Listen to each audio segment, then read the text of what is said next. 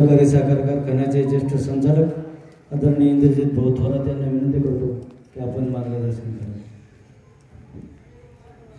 आज आपण सर्वजण शिर्डी लोकसभा मतदारसंघामध्ये महाविकास आघाडीचे जे अधिकृत उमेदवार आहे ते शिवसेना उद्धव बाळासाहेब ठाकरे गटाचे उमेदवार भाऊसाहेब वागचौरे साहेब यांच्या प्रचारार्थ आज साकूर इथं ही सभा आयोजित केलेली आहे। व्यासपीठावरती बसलेले सर्व मान्यवर आणि उपस्थित सर्व बंधू आणि भगिनी, आपण आता सुरुवातीच्या वक्त्यांचे सर्व विचार त्यांनी मांडलेले सगळे विषय आपण ऐकले। ही निवडणूक आपल्यासाठी का महत्त्वाची आहे याचा जर का आपण विचार केला तर एक शेतकरी वर्ग म्हणून जर का आपण विचार केला तर शेतीचे जे धोरण आहेत, आज आपण बघतोय की शेती करायला गेलो आपण तर शेतीचं नांगरणीपासून असेल तर त्याला लागणारा डिझेल असेल, त्याच्यानंतर लागणारा बियाणं असेल, त्याच्यानंतर लागणारं खतं असतील, त्याच्यानंतर लागणारे फवारे असतील, या सर्व गोष्टींवरती जीएसटी हा द्यावा लागतो। आणि तो जीएसटीचा जर का आपण विषय घेतला तर साधारणतः 3-3.5 एकरचा जो शेतकरी असतो आणि तो एक शेती करतो तर त्याला वर्षाकाठी जीएसटी म्हणून 25,000 ते 30,000 रुपये हे त्याला भरावे लागतात। हे जीएसटी हा प्रकार हा काँग्रेसच्या काळात नव्हता। 2014च्या पहिल्याचा जर का आपण मनमोहन सिंगचा काळ बघितला तर त्यावेळेला जीएसटी कधीच आपल्याला लागलेला नव्हता। आणि जर का यांनी 25,000 रुपये आपल्याकडनं घ्यायचे आणि परत आपल्याला म्हणायचं की किसान सन्मान योजना म्हणून आम्ही देतोय, काय देतोय तर 6,000 रुपये देतोय, म्हणजे आपल्या खिशातलेच 25,000 रुपये काढायचे आणि परत 6,000 रुपये द्यायचे। आणि उद्या जाऊन आपण जर का त्यांना म्हणायला गेलो की आमच्या शेतीमालाला बाजारभाव नाहीये तर त्यावेळेला यांचं काय उत्तर आहे की तुम्हाला दिले ना 6,000 रुपये। जो शेतकरी, जे सरकार या शेती उद्योगाला जर का न्याय देत नसेल, आता शंकर पाटलांनी सांगितलं की कांद्याच्या बाबतीत काय झालं, हा कांदा जर का निर्यात केला असता आणि काहीही त्याच्यात नियम अटी न करता निर्यात केला असता तर आज आपल्याला कमीत कमी 33-34 रुपये भाव आरामशीर मिळाला असता। ज्या वेळेला यांनी कांदा निर्यातीचं धोरण ठेवलं त्यावेळेला कांदा मायामध्ये 21 रुपयापर्यंत गेला, एक दिवस फक्त 21 रुपयापर्यंत राहिला आणि दुसऱ्या दिवशी ज्यांनी ज्या वेळेला अटी वगैरे सगळ्या टाकल्या तर अटी टाकल्यानंतर आज आपण बघतोय की कांदा जर का आपल्याला निर्यात करायचा असेल तर केंद्र शासनाला जवळजवळ 20 ते 25 रुपये किलो मागे द्यावे लागणार आहे। हे 25 रुपये जर का केंद्र शासनाला आपल्या हिश्श्यातले द्यायचे असतील तर आपल्याला काही पैसे पडत नाही। कांद्याचा भाव परत 1,500 रुपयावरती आला। त्याच पद्धतीने जर का आपण दुधाचं धोरण बघितलं तर आपल्याला आठवत असेल की माग दुधाचा भाव 38 रुपयापर्यंत गेलेला होता, 37-38 रुपयापर्यंत गेला होता।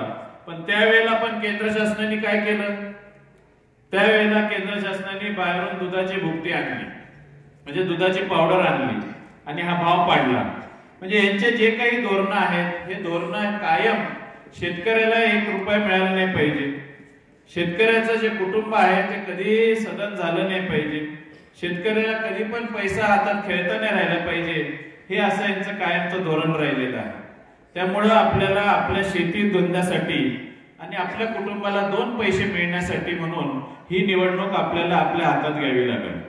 ज्या पद्धतीने आपण ग्रामपंचायतीची निवडणूक लढवतो आणि ग्रामपंचायतीच्या निवडणुकीमध्ये आपण 95-98% मतदान करायला जातो आणि मतदान करून आपण आपल्याला जो उमेदवार पाहिजे असतो तो निवडून आणतो। पण शेतीविषयक जे काही धोरणं आहेत हे सगळे धोरणं जे आहेत ते सगळे धोरणं हे केंद्र शासन ठरवतं। ते काही ग्रामपंचायतीमध्ये ठरवले जात नाही, ते सरपंच ठरवत नाही, ते जिल्हा परिषद सदस्य ठरवत नाही किंवा पंचायत समितीचा सभापती पण ठरवत नाही। हे सगळे धोरणं जे ठरवले जातात हे सगळे धोरणं हे केंद्र शासनाने ठरवले असतात।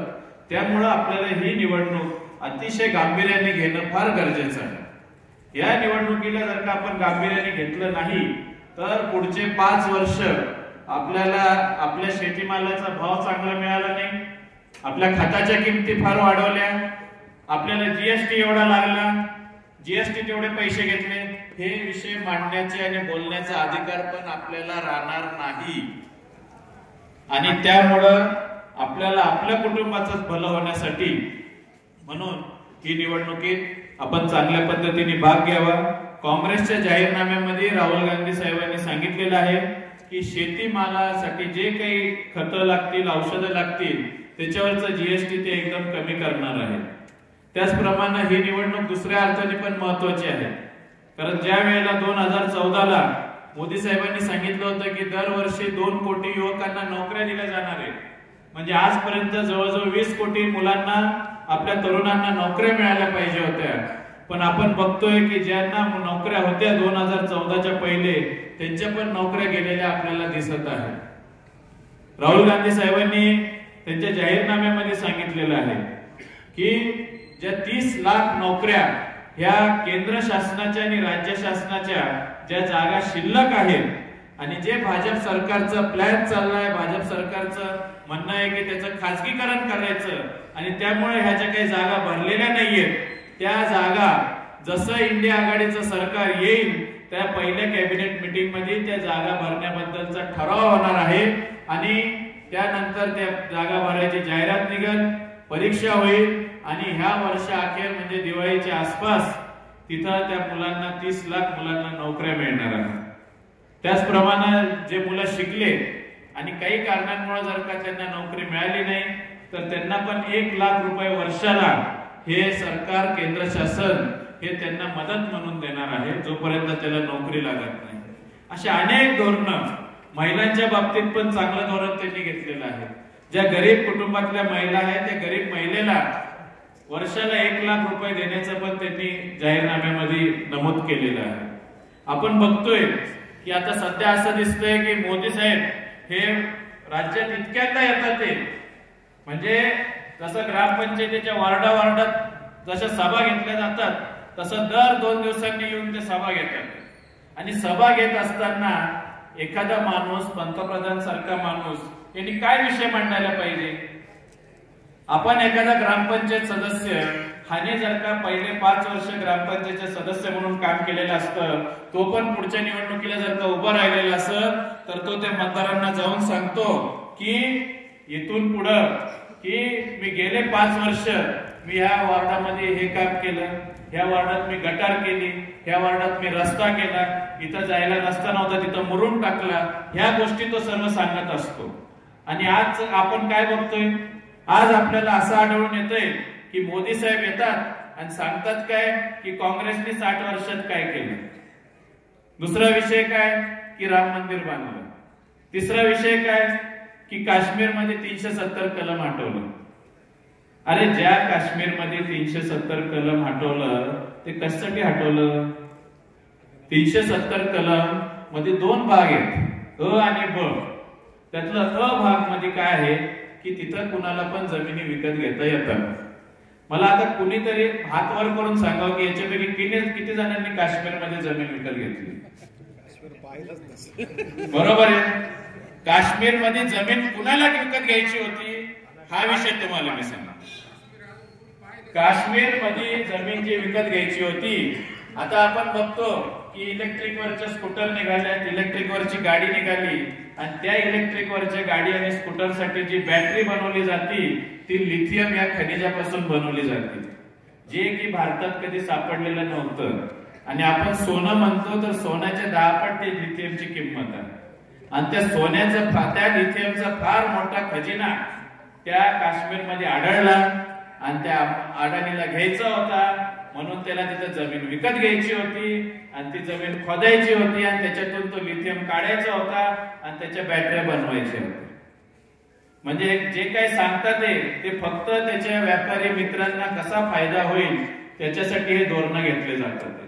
आपल्याला आठवत असं की आपल्याला ज्यावेळेला शरद पवार साहेब हे कृषी मंत्री होते आणि आपले साहेब राज्यात कृषी मंत्री होते त्यावेळेला 72,000 कोटीची एवढी मोठी, जवळजवळ 72,000 कोटीची माफी, कर्जमाफी ही पूर्ण शेतकऱ्यांसाठी साहेबांनी केलेली होती, या पूर्ण देशातल्या शेतकऱ्यांसाठी केलेली होती. आज या मोदी सरकारने त्यांच्या व्यापारी मित्रांसाठी किती कोटीची कर्जमाफी केली असेल बरं.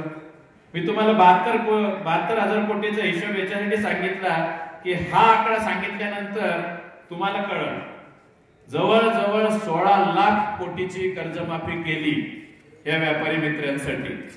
तर 16 लाख कोटीची जर का कर्जमाफी होती म्हणजे आपली 72,000 कोटीची कर्जमाफी जी पूर्ण देशासाठी केली होती ती इथून पुढे 25दा जरी केली तरी त्या 16 लाख कोटी होत नाही। म्हणजे इथून पुढे 100 वर्ष जरी कर्जमाफी करत गेले तरी त्याच्या मित्राला जेवढी कर्जमाफी केली तेवढी होत नाही। तर अशा अनेक विषय आहेत, वेळ आता कमी राहिलेला आहे।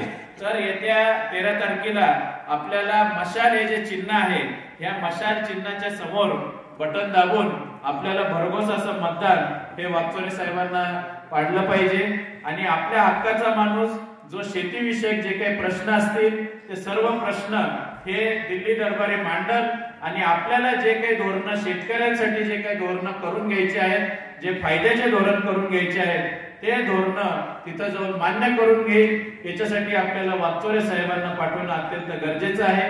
त्यामुळे मी आपल्या सर्वांना आवाहन करतो की मशाल हे चिन्ह आपण सगळीकडे पाठवावं, सगळ्यांना समजून सांगावं आणि आपण ज्या पद्धतीने प्रत्येक घर वाटून दिलेले आहेत त्या प्रत्येक घरात जाऊन चांगल्या पद्धतीने प्रचार करावा। ईव्हीएमचं डेमो मशीन आलं तर ते पण प्रत्येक घरात जाऊन आपण त्याचं लोकांना त्याचं प्रात्यक्षिक करून दाखवावं एवढी मी आपल्याला विनंती करतो। थांबतो। धन्यवाद।